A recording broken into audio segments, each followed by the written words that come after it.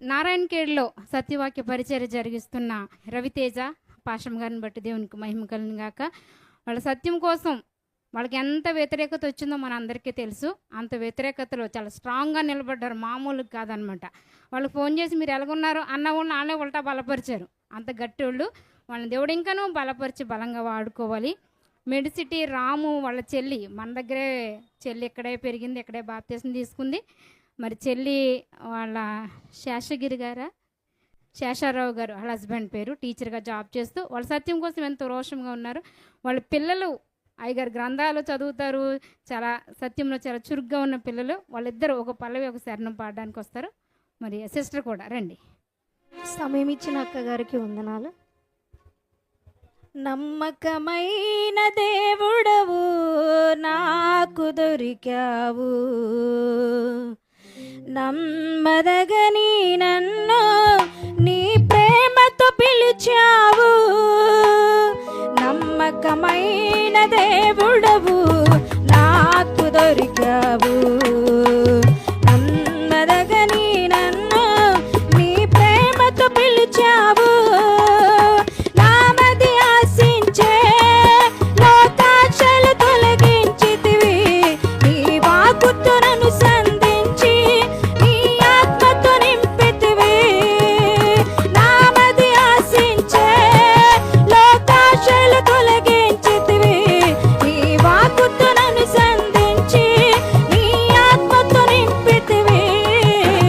నమ్మకమైన దేవుడవు నాకు దొరికావు, నమ్మదగని నన్ను నీ ప్రేమతో పిలిచావు.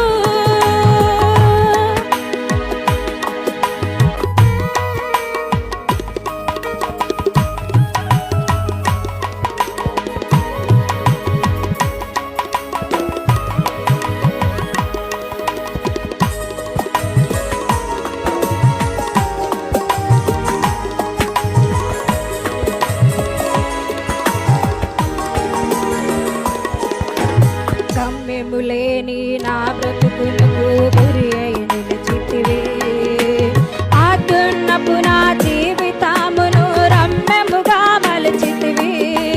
గమ్యములేని నా బ్రతుకులకు గురి అయి నిలిచితివి, ఆదున్నపు నా జీవితమును రమ్యముగా మలచితివి.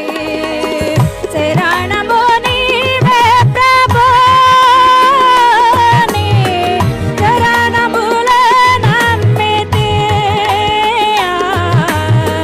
శరణము నీవే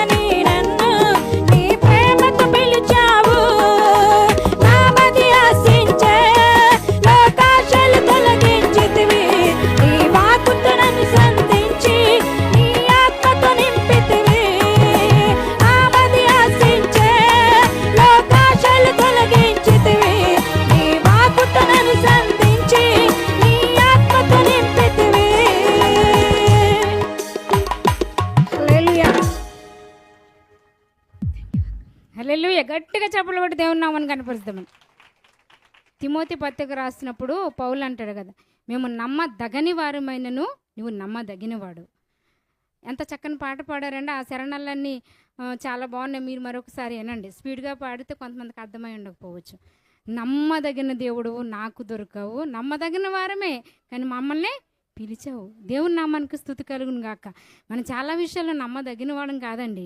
ఒక గంట ప్రార్థిస్తాం ప్రభు, గంట స్తుతిస్తాం ప్రభు, నీ సేవ చేస్తాం ప్రభు, ప్రభు కష్టం గట్టికిచ్చి ప్రభు, బతుకంతా నీకోసం బతికేస్తాం ప్రభు అంటాం. కానీ చాలాసార్లు నమ్మదగిన వాళ్ళగా బ్రతకలేమండి. ఆయన కృపచేత ఇంకా మనల్ని సజీవ లెక్కలో ఉంచి ఆయన కోసం బ్రతకాలి అనే ప్రేరేపణ మనల్ని ఎక్కువ చేయడం కోసమే ఇలాంటి కూటాలు. హల్లెలూయా.